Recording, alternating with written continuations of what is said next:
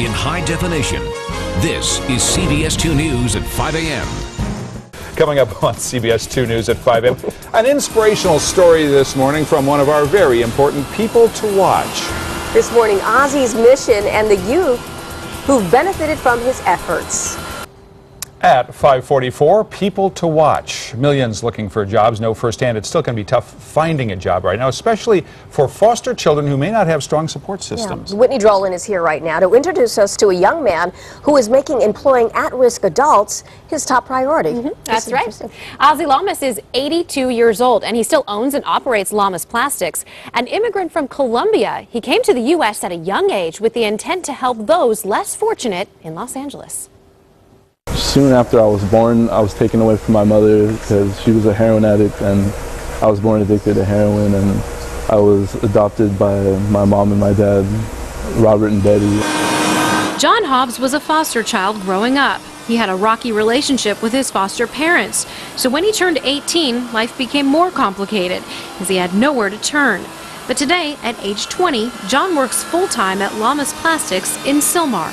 I was on the streets homeless before I came to Hathaway, and it's an amazing feeling to come from, you know, having nothing to working at a place like this and just feeling like I have a purpose now and not feeling so like down and out.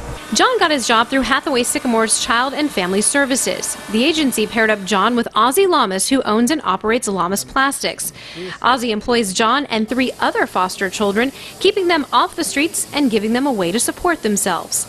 Ozzy says he does it because he was friends with so many foster children while growing up in Colombia.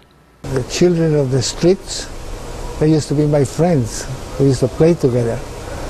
And I know that they needed help. Llamas Plastics manufactures airplane and fighter jet windows. It's an above minimum wage job with great potential to move up in the company.